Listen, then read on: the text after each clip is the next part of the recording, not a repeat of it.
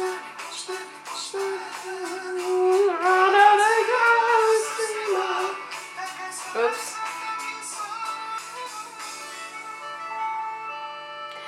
Hi aliens, kje ste, kako ste? Alenka tukaj. Še aplav sem dobila. Danes nas čaka en prav poseben video. Vi ste ga izglasovali in sicer znaki, kako veš, da si psihopat, ali pa, če seveda veš, da nisi, kako veš, da je nekdo zraven tebe psihopat, ali pa basically, kako prepoznaš psihopata. Se opravičujem za svoj glas, zgodil si ta redek primer, ki se zgodi mogoče max enkrat na let, da jaz očitno nekaj napol zbolim in zdaj zvenim kot stara babica, ampak bear with me. Mene je presenetilo to, da ne vem, koliko vi mislite, da je oseb z psihopatsko osebnostno motnjo, tako jo lahko tudi rečemo, med nami, ampak jih ni toliko zelo malo. In namreč 1% žensk, se pravi vsaka stota ženska, ki jo poznaš, mislim, dost friki, pa 2 do 3% moških, kar je spet tako dost. In pa začneš mozgat. Pravno berem vam zdaj lahko mislil, no, a sem jaz zdaj dejtal koga tacga, pa nisem vedel, a sem kdaj imel kolega tacga, pa nisem vedel, sošolca, sodelavca, a bil moj šef psihopat. Jezus, imaš itak to motno bolj razvito ali pa manj. Ni nujno, da je vsak morilec ali pa kriminalec, so pa v pogostih odstotkih, sprav tam 25% ponavadi v zaporih ali pa kriminalcev je psihopatov.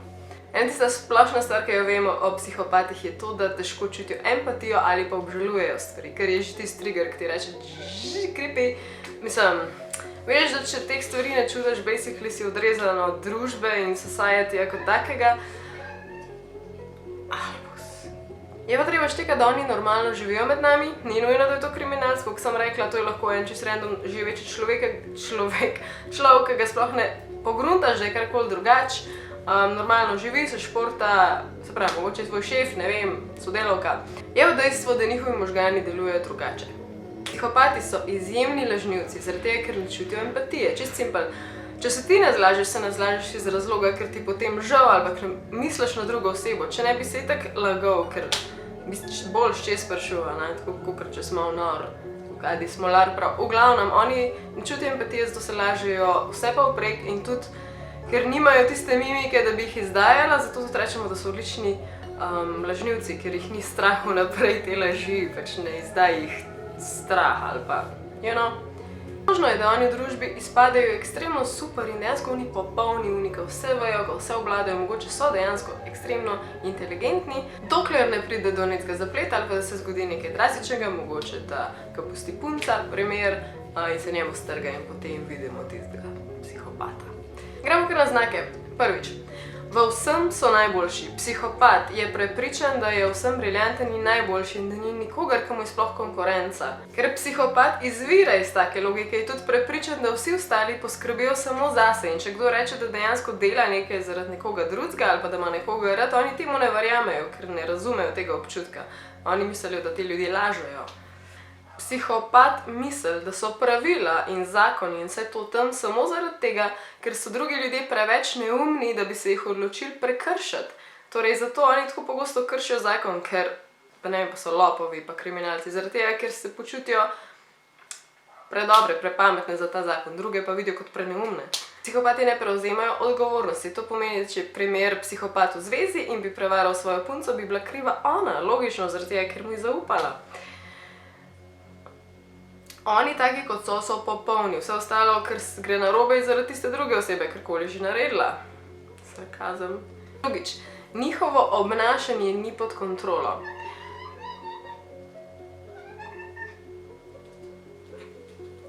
Ali pa je redko pod kontrolo.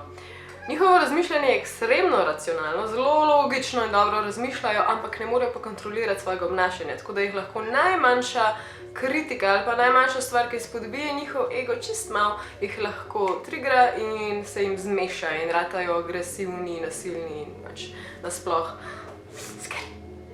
Tretjič, neiskrenost in nepristnost, zaradi tega, ker, primer, če greš ti, recimo, srečaš prijateljcev in rečeš, lepa ura, ali pa da greš dan iz službe iz šole, pa ste nekaj sodelovali, pa rečeš, good job, dobro si to danes spelo, vsaka čast.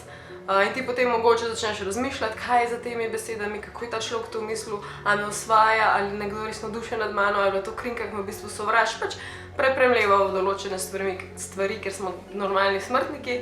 Psihopati tega ne počnejo njihove, če bi ti on to izjavil, če bi on rekel, there's plenty fish in the sea, ali pa ziher boš najdel nekoga zase, ker je še ful ljudi na svetu, to pri njemu brez vsebine. On to reče zato, ker je slišal, da si to ljudje rečejo, ne bo pa nič mislil s tem.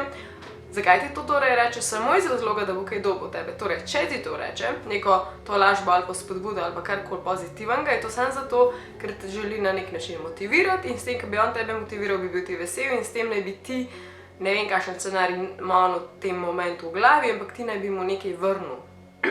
Definitivno pa to ne pomeni, da psihopati ne čutijo. Psihopati imajo čustva in čutijo, če ne drugega za svoj rad poskrbijo, pa za živali se načeloma se povežejo z živalmi. Ne morejo se pa skonektati ali pa saj zelo težko se skonektajo z empatijo drugih ljudi. Torej, do ljudi so what the fuck, I don't give a shit. Četrtič, psihopati in parazitsko življenje. Kaj to pomeni? To pomeni, da psihopatem ni niti najmanjši problem živeti iz tvojih ust. Ali kako bi rekla, oni se lahko gladko naselijo v dom in jejo tvojo hrano in ti po možnosti kradejo denar in delajo karkoli se basically spomnijo, ker je on itak bog in edin pomemben, ti pač svoje čustva nimajo veze in čisto popolnoma vseeno mu je. In če tega ne opaziš in če ga ne bi brcnil ven na tej točki, preprosto bi on tam ostal forever, ker njim to ni problem, ni tle vesti, pač on bo to počel v nedogled. Ali pa z drugimi besedami, njihov čas in njihova, ne vem, lakota, njihova potreba po čemarkoli je edina pomembna, tvoja ni pomembna.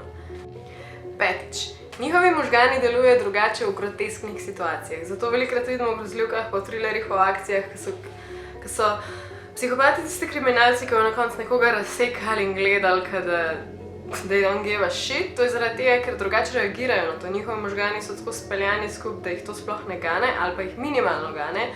Njim ni problem gledati špricajoče krvi. Šestič, to je tak fun fact, to je bilo zanimivo v živo pozvati, recimo, če spoznaš nekoga, ki je res opasen.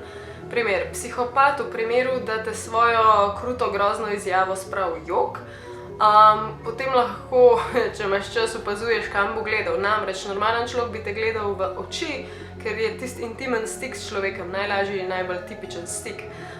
Psihopat te ne bo gledal v oči, zaradi tega, ker je preč intimen za njega, gledal bo pa usta, zaradi tega, ker usta in ustnice dejansko delajo isto močno mimiko kot oči, s tem, da bo iz njih razbral enako informacij, samo ni mu treba gledati oči. Tako da ti uši jokal tam, on te bo pogledal v usta. In še sedmič, psihopati ne zaznajo distressa oziroma stiske.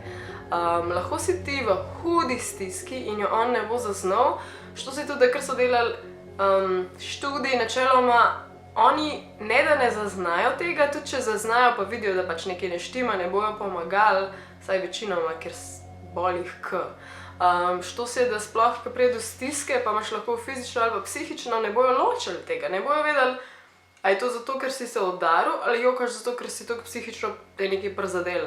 In ne vejo in basically se ne lupo kvarjati in gre preč. Ok, zdaj sem vas zasula s temi scary informacijami od tega, koliko velikih dejansko je, pa kako funkcionirajo. Gremo še na par slavnih psihopatov v zgodovini. Ni nobenega sodobnega, so pa zgodovinski primeri in meni so tudi tako, what the heck. Prvič, Elizabeth Bathory. To mi je zanimivo, ker o njej sem že govorila, pa se ne spomnim točno v katerem videu, po glavnem. Ona je bila madžarska grofica 1560. leta. In zakaj se smeje zraven, ker je scary, skratka, ona je bila tista zelo glasna morilka in mučiteljica. V roku 20 let je ona pobila in mučila, mislim, da okrog 100 deklet.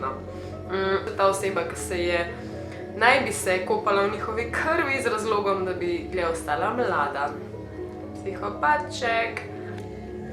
Drugi, o katerem želim govoriti, je pa Vlad. In ja, to je tisti Vlad Dracula, po katerem je navdihnjena ta zgodba o Draculi. Načeloma seveda ni bil vampir, ampak je pa dokaj podobna kruta zgodba in sicer Vlad se je odločil imeti večerjo, na katero je povabil vse tiste, ki so mu nasprotovali na kakršenkoli način.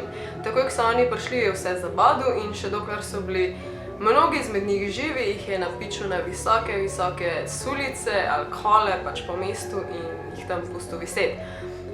Ker mu je bilo toliko všeč, kaj se je domislil in koliko super je to izpeljal, je pač se odločil, da bo to počel s komorkoli, ki se ne bo strinjal z njim, kadarkoli. In potem je pač ostal slaven in po njemu je pač navdahnjena zgodba o Drakuli. Zdaj pa tako, če vam je ta stil videa všeč, lahko komentirate, če vi poznate koga, ki je bil kdaj ali pa je trenutno, pa da je dejansko slaven, pomemben, da ga vsi poznamo, pa da je psihopat, to bilo ful zanimiv. Druga stvar je pa, da če želite, da še kdaj govorim o tem, pa komentirajte, da želite video recimo o sociopatih, ker jih je pa še več, ker me pa še bolj straši. Meni osebno so pa bolj scary, zaradi tega, ker psihopati saj res, ko meni osebno se zdi huda motnja, medtem ko sociopat je pa sposoben funkcionirati odlično v družbi in je lahko ekstremno očarljiv. In če ste kdaj gledali Shayna Dawsona film, en video ful govori o sociopatih in mi je grozen tisti, ko dojameš, ko so pač ekstremno pametni in ta manipulacija njihova je sploh next level, tako da. To je to za danes, se vidimo naslednjič, hvala, da ste gledali video, rada sem Eleni, aj čau, bye!